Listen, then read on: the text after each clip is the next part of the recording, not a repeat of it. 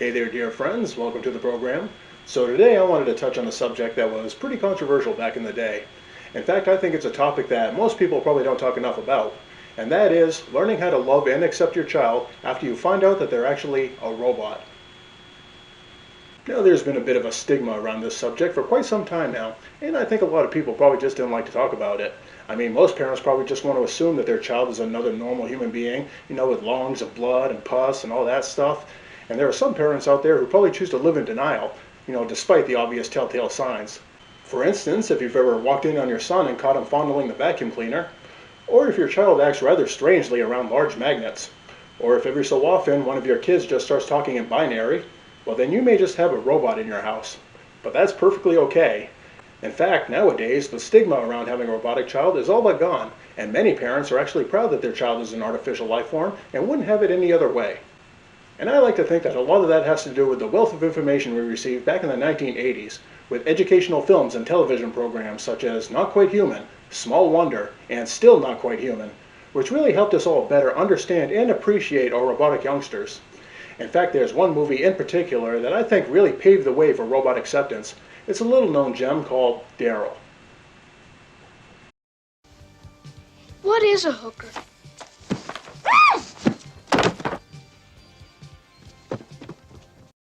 D.A.R.Y.L is a charming and heartwarming story about a loving couple who welcome a young boy into their home and then soon realize that there's something not quite right about him. It was directed by Simon Wincer.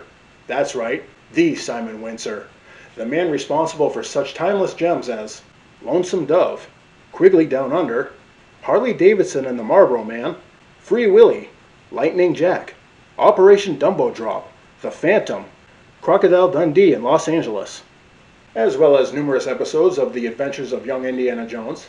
So needless to say, we're in for a treat. And it stars Barret Oliver. That's right, the Barret Oliver, the star of such classic timeless films as Cocoon, The Secret Garden, Cocoon the Return, and The Never-Ending Story. Also starring Mary Beth Hurt and Michael McKean. That's right, the Michael McKean, star of such timeless classics as Coneheads, Airheads, This is Spinal Tap, Short Circuit 2, as well as being one half of the popular musical group Lenny and the Squigtones. So before we get into it, make sure you all hit the old like and subscribe button and let's get started. So the movie begins the way most movies begin, with a sweet helicopter chase.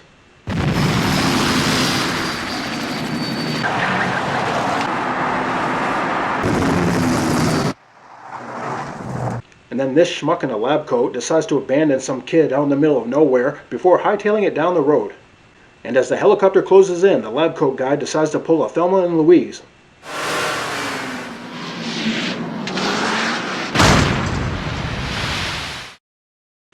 I'm sure if that guy really tried, he probably could have lost that chopper.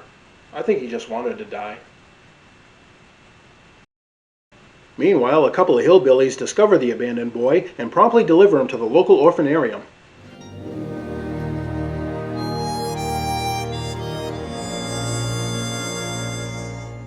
And after a thorough hose down and some delousing, the young boy is ready for market. And he's quickly scooped up by some eager foster parents named Joyce and Andy, who apparently can't have kids of their own. Now, I don't know if it's because the wife's got something wrong with the old baby factory, or if the husband's missing a few tadpoles in the old flesh balloon. But either way, they gladly welcome young D.A.R.Y.L into the family. Hey, D.A.R.Y.L. Catch. Oh, sorry. And the next day, we meet the next door neighbor, Turtle. Hi, Turtle. That's something I always liked about 80s movies. Those quirky little nicknames we give to the side characters. Like Bog, Chonk, and my personal favorite, Booger. Classic. And so Joyce makes Turtle promise not to bring up Daryl's weird case of amnesia. The subject of his memory loss is out. Deal? Scott's on it. And so what does Turtle do? I don't get it. You remember how to read. You remember your name. But you don't remember your family, your school, if you've got brothers or sisters. It doesn't make sense. And back at Turtle's place, we meet his sister Hooky, and D.A.R.Y.L just totally crushes pole position on Hooky's Commodore 64.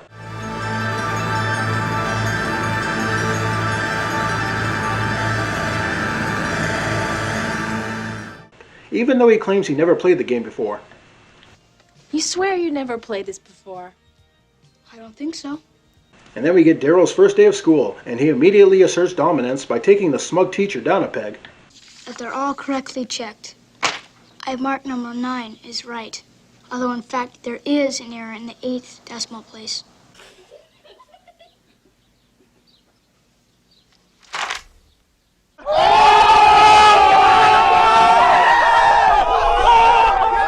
Back at home, Andy and Turtle teach D.A.R.Y.L the fundamentals of baseball. Andy seems to catch on pretty quickly.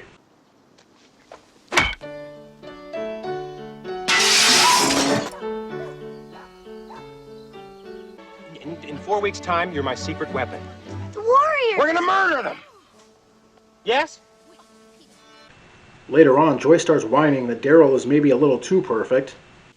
But he's so helpful and honest for a boy his age. I mean, I don't believe what I'm hearing. You're complaining because you've got the kind of kid that most of us would trade our own in for and pay money? Andy then takes D.A.R.Y.L to the ATM, where D.A.R.Y.L soon commits a felony.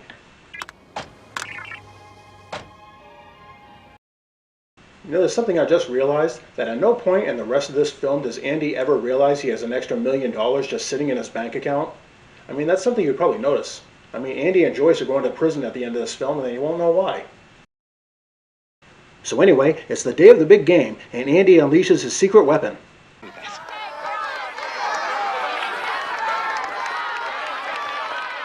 Meanwhile, Turtle snoops on Joyce as she continues her constant bitching of what a great kid D.A.R.Y.L is.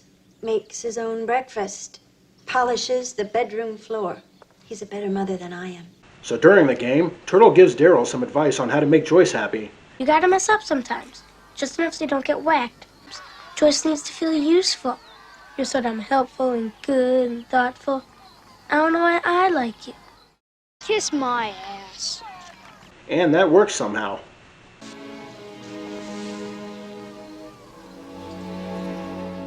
And now it's down to Turtle to win the game.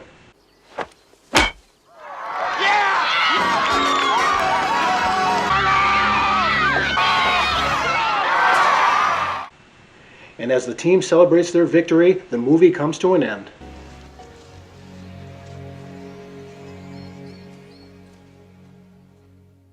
What's that? We're only 30 minutes in? Oh shit, it did seem kind of short. So I guess the movie's not over, and we get to see Joyce giving D.A.R.Y.L some piano lessons, and of course D.A.R.Y.L nails that shit too.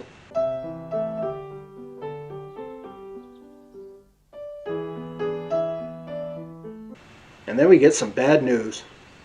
D.A.R.Y.L's real parents ride into town, and they decide they kind of want their kid back. And so D.A.R.Y.L is torn away from Andy and Joyce, and forced to go with these stuffy old folks on their fancy private jet, where D.A.R.Y.L gets some flying lessons, which totally won't come in handy later on in the film. Your altitude, and your airspeed, and your engine thrust. Right here is your horizon level indicator. We go to some fancy lab where the stuffy old folks put D.A.R.Y.L through a series of tests. And then we all learn what we suspected all along, that D.A.R.Y.L is actually a robot.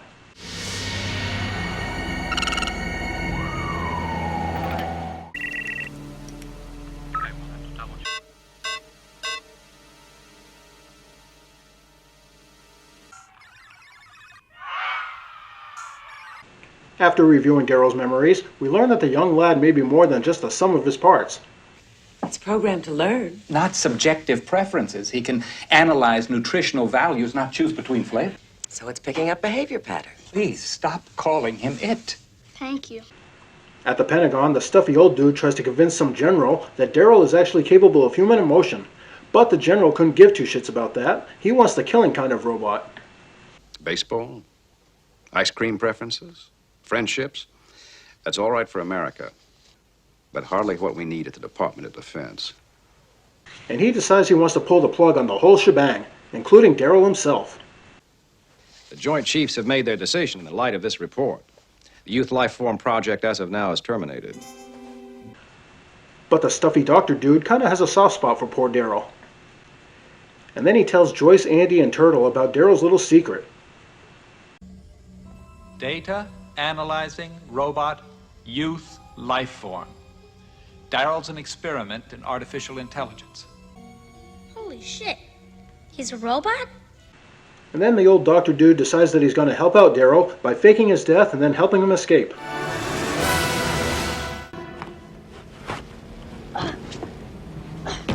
Whoa, we made it.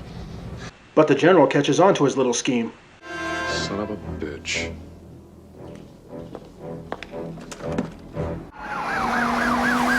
Pull it over, Doctor. And with the government on their asses, D.A.R.L. puts his pole position skills to use.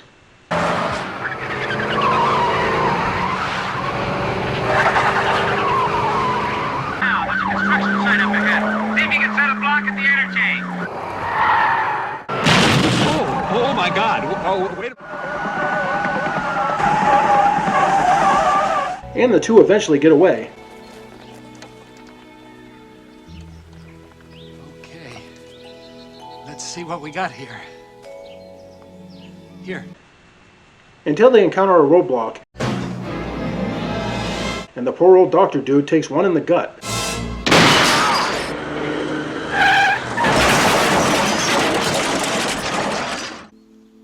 I'm sorry, D.A.R.L.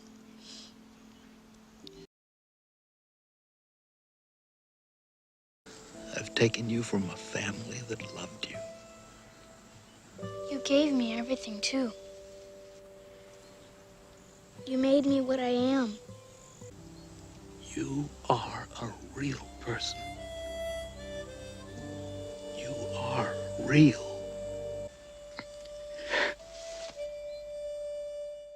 And now D.A.R.L.'s on his own, and so it's up to him to get back to the only family he ever knew.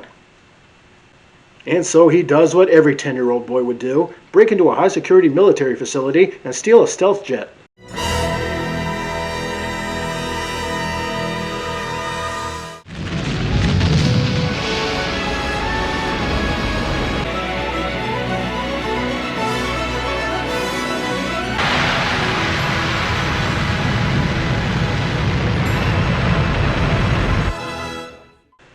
But the Air Force doesn't fuck around, and they threaten to blow up the jet if he doesn't turn around.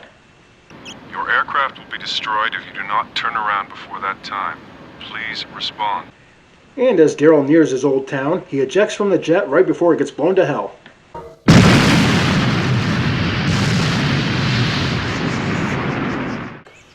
D.A.R.L. then lands on the lake, where he's soon rescued by Turtle and rushed to the hospital.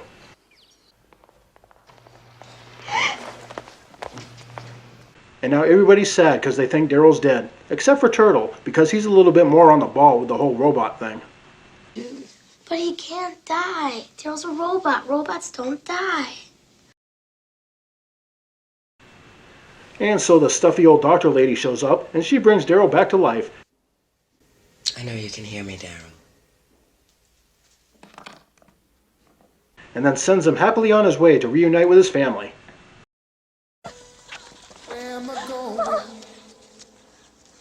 I've been lost so long. And that was D.A.R.L. And even though it received mixed reviews upon release, and despite the blatant false advertising on the VHS box cover, I mean, at no point in time did D.A.R.L. ever watch the Jetsons, nor was the Jetsons even once mentioned in this entire film, so if you're going into this movie hoping to see some Jetsons, you will be disappointed. But despite all that, I still find this film to be a charming little tale that teaches us all that both humans and robots can peacefully coexist. And for that, D.A.R.L. is indeed a real gem. So until next time, folks, this is me to you, wishing you all the best, and reminding you to always keep it real. Bye-bye now. Bye-bye now.